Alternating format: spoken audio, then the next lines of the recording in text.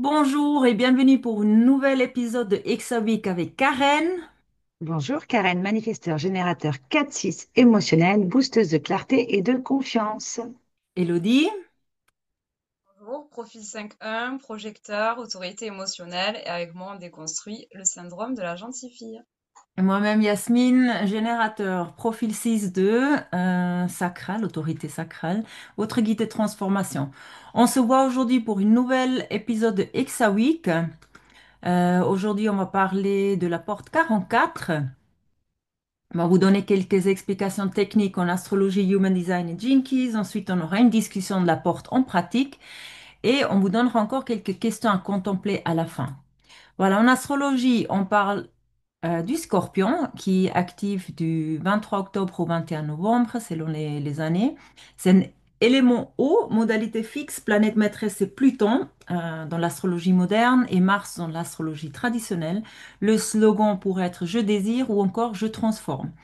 L'alchimiste de l'ombre, le scorpion transforme les blessures en médecine intérieure. Il accepte la douleur comme une matière brute à métamorphoser. Voilà, je vais y arriver.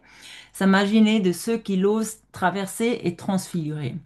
En Human Design, la porte 44 s'appelle la porte de la vigilance, active du 31 au 31 octobre au 5 novembre selon les années. Ça peut varier un petit peu. Située dans le centre de la rate, donc splénique. La porte harmonique, c'est la 26, la porte de l'égoïste, ou bien du vendeur de tapis, il me semble, on l'avait appelé aussi. La porte de programmation, c'est la 24, le retour.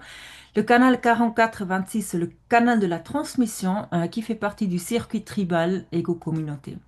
En Jinkies, on parle de la clé de la synergie. Donc, l'ombre, c'est l'interférence. Tu es saturé d'anciennes mémoires et des signaux contradictoires. Cette surcharge t'empêche de discerner ce qui est vraiment présent maintenant. Tu peux te retrouver à rejouer sans cesse les mêmes schémas relationnels, à te méfier ou à manipuler parce que tu sens inconsciemment le passé dans chaque rencontre. Plus tu luttes contre ces fantômes, plus ils brouillent ton radar intérieur. Le cadeau, c'est le travail d'équipe. En acceptant que ton flair perçoit à la fois l'histoire et l'instant, tu deviens une stratège naturelle. Ton instinct te sert à tisser les alliances justes, à placer les personnes et les ressources au bon endroit, au bon moment. Ce cadeau transforme ton hypersensibilité en talent pour coordonner, anticiper et sécuriser la tribu sans contrôler ni manipuler. Le CD, c'est la synergie au-delà des jeux de pouvoir et de la vigilance. Tu touches la conscience que tout est déjà interconnecté. La synergie, c'est la reconnaissance d'une intelligence collective qui agit à travers toi. Ici, il n'y a plus de calcul ni de méfiance, seulement l'évidence que chaque être et chaque événement sont parfaitement synchronisés dans un dessin plus vaste. La porte en pratique, bah, on y est déjà arrivé, les filles. Je vous laisse la parole à vous. Merci. Donc, l'apport de la vigilance, aucune de nous l'a. Moi, j'ai un de mes enfants qui l'a. Euh, En fait, comme tu disais, Yasmine, et c'est ce qu'on dit dans les Jinkies, c'est que c'est une porte qui est beaucoup reliée au passé. Et en fait, qui va, alors, pas forcément revivre son passé, mais qui va se rappeler de tout ce qu'elle a traversé. Euh, et donc voir ce qui a fonctionné et pas fonctionné. Et quand on est dans la bonne expression, c'est-à-dire utiliser le passé à bon escient pour changer des choses. Euh, là où ça peut être une porte, c'est que, alors après on y croit ou on n'y croit pas, et notamment avec tout ce qui est transgénérationnel, puisqu'en fait c'est une porte où le passé est tellement important que, je vais prendre un exemple, c'est ce qui m'avait été pris dans une des formations. Si, par exemple, dans nos aïeux, ils ont, par exemple, eu quelque chose avec une guerre, que ce soit, alors on va prendre les Espagnols qui ont quitté Franco ou les Allemands avec la guerre en Allemagne, si on a répété à toutes les lignées ou même à cette personne-là qui est à cette porte-là que euh, les Allemands, ils étaient pas bien, ou que les Espagnols n'étaient pas bien, etc. Ça peut être des gens qui gardent ça dans la mémoire. Et donc, si un jour ils recroisent, par exemple, des Allemands, ça aura toujours une incidence sur eux et sur leur façon d'appréhender peut-être les choses, parce que le passé est très important pour eux et ce qui se rejoue dans le passé aussi. Donc ça, c'est une des premières. Tout à l'heure, tu as acquiescé, Elodie. Ouais, ouais, ouais. Ça, c'est Ah, une c'est des ça. premières phases de cette porte où le passé est vraiment important et souvent. Et moi, ça, je le vois avec mon enfant. C'est même la peur que ça se repasse de la même façon. Donc, si quelque chose s'est mal passé, la peur que ça se reproduise encore pareil. Ou même à l'inverse, c'est-à-dire, on a vécu un super repas de famille, ben, il voudrait que ça se reproduise encore comme ça parce que celui-là, il était trop bien, en fait. Et du coup, si ça se passe pas pareil, ben, il va y avoir de la frustration et se dire, ah bah oui, mais avant, c'était mieux. Voilà. Donc, il y a vraiment elle est très, très reliée au passé. Ouais, c'est la peur de répéter les erreurs, Hum, mais les erreurs passées justement hum, dans le schéma familial par exemple. hum, Moi, hum, j'ai discuté hum, avec quelqu'un la dernière fois qui a cette porte justement, et il me disait en fait j'ai peur de répéter ce qu'ont vécu mes hum, parents, et notamment un divorce, hum. voilà, dans le relationnel. Donc c'est Et vraiment même, lié à ça. Et même là, on discutait, il y avait eu un autre exemple, c'est quelqu'un qui avait eu des difficultés à avoir un enfant. Et du coup, cette peur-là, eh ben, elle revenait tout le temps. Et même quand elle a voulu essayer d'avoir un enfant, elle avait toujours peur que ça ne marche pas. Et c'est là où Mm. c'est très, très important, c'est de faire attention. Est-ce que ce sont des peurs que le passé se... Parce que là, on peut, alors, je vais pas dire on peut reprogrammer, mais si, on peut donner une nouvelle direction au passé qu'on a vécu. Mais des fois, comme tu dis, cette porte, son souci, c'est qu'elle est bloquée dedans et que derrière, eh ben, ça va lui mettre beaucoup de barrières et beaucoup de blocages, alors que, il faut simplement changer l'histoire. Non, l'histoire peut être différente. C'est ça. C'est ça. Et dans la deuxième façon, donc comme on a déjà dit, c'est une des portes du splénique. Donc ce sont des bons détecteurs à mensonges, puisque en fait derrière c'est l'odorat. Et c'est ce que tu disais Yasmine, derrière c'est la porte 26 qui peut être celle du vendeur de tapis.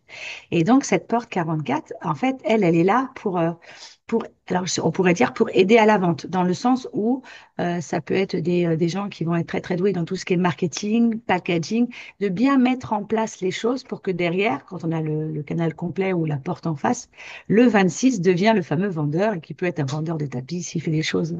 Mais ça, on en reparlera une autre fois, mais c'est ça. Et le deuxième, ça, c'est vraiment ça. C'est préparer la voie et préparer la vente, en fait. Ouais, il y a un très gros potentiel, ouais, comme tu dis, en marketing Mm. et tout, c'est cette capacité de mettre en valeur les choses. C'est ça. Donc, on l'appelle la porte de la vigilance et ça va avec tout ça parce que elle a un autre nom, c'est venir à la rencontre d'eux. Et en fait, c'est des gens qui peuvent être des super hôtes, en fait. Et ça, moi, je le vois avec mon fils. C'est quelqu'un, voilà, je pense que chez lui plus tard, ce sera la maison est ouverte, venez, je vous reçois avec bienveillance et c'est ça. Donc ça, c'est vraiment dans le côté, on va dire, quand ça fonctionne normalement. Et après, les points de challenge, bah, c'est ce qu'on a dit, hein, c'est de vouloir recréer les moments positifs du passé. Et donc, on ne peut pas reproduire le passé à l'identique, que tu disais, Elodie, tout à l'heure. Et derrière, la peur que le passé se répète. Euh, Mais en fait, Après, c'est comme si, ouais. dans l'ombre, en fait, c'est comme si elle regardait tout le temps en arrière Hum, pour vérifier que, ben, en gros, tu t'es affranchi du passé. hum. Voilà. Ou répéter un schéma, en fait. Là, vraiment, le challenge, ça va être de bien tirer des leçons du passé, en fait. C'est ça. Et le passé n'est pas forcément voué à se reproduire. Je vais prendre un C'est ça. exemple. Si une famille, elle a vécu dans le manque d'amour ou le manque financier, c'est pas parce qu'elle a vécu ça que derrière, cette personne, elle va vivre ça. Mais comme tu dis, elle va avoir tendance, peut-être même à passer en mode un peu victimisation, de dire, ben moi, j'ai jamais eu ça, donc en fait, je ne l'aurai jamais. Mais si, comme on disait, on peut changer la perception et les choses peuvent changer avec le temps. Et c'est vraiment ça, en fait, un des challenges, c'est de se libérer du passé pour pouvoir ben, prendre les leçons pour avancer justement et pas reproduire les mêmes schémas et rester coincé dans le passé et du coup ne jamais avancer et puis vivre en boucle. Oui, mais moi, c'est pas possible parce que j'ai pas eu ça. Oui, mais moi. Ben, dans l'ombre, c'est vraiment cette sensation limite d'être condamné, quoi. J'ai envie de dire presque C'est maudit ça. Mm. par À la peur revivre. de. C'est comme dans les films où, je sais plus, il y avait un film, tu te réveilles le matin et tu revis la même journée, tu sais, jusqu'à temps que Ouais, tu as réussi ouais, à c'est un peu ça. le Franchement, calvaire. Tous les matins, tu te relèves. Allez, c'est ça. Tu peux on respirer, recommence. l'identité comme ça, te porte vraiment dans l'ombre et dans sa peur la plus profonde. Voilà. Et je pense que pour les challenges, on est peut-être bon. Tu avais d'autres choses à rajouter ou pas? Ah, je regarde. Ouais, en fait, c'est ça. Dans le challenge, c'est comprendre les vieux schémas et en fait qui peuvent être brisés quand Mhm. on a décidé de retenir la leçon qu'ils transmettent. Et donc, il y a vraiment Mhm. cette idée de qu'est-ce que ça m'a appris, quelle leçon je vais en retirer pour quelque part venir se libérer et pour enfin passer à autre chose et là vraiment reprendre le pouvoir de ta vie Mm. et on va dire ben, reprendre aussi le pouvoir de ton splénique parce que ça reste quand Mm. même dans le splénique, c'est de l'intuition, c'est instantané et justement que ces peurs-là ne viennent pas bloquer justement ce passage à l'action de l'instinct du splénique en fait. Ouais, c'est vraiment ça. Et dans la haute expression, du coup, bah, ils savent aider les autres en tirant les leçons du passé. Mm, c'est S'ils ça. ont réussi à transcender toutes leurs peurs, c'est ce qui se passe. Et du coup, ce sont également des gens qui sont très doués pour vivre, pour guérir le passé. Une fois qu'il a guéri le sien, il peut aider les autres à faire la même chose. Mais il faut d'abord qu'il ait guéri les siens. Et donc, bah, du coup, bah, ils sont très forts pour guérir tout ce qui est, bah, c'est ce qu'on disait tout à l'heure, hein, transgénérationnel et trauma transgénérationnel, puisque c'est derrière. Et après, ben, ils sont, comme tu disais tout à l'heure, très doués pour tout ce qui est présentation, marketing, mise en valeur des choses, voilà, création d'images de marque, de graphisme, d'emballage. Voilà, je vois Ouais. bien quelqu'un avec cette porte-là dans le marketing d'une grosse boîte et même si dedans c'est pas top, lui il saura te le mettre de façon à Bien ce en que tout valeur. le monde l'achète, même si dedans.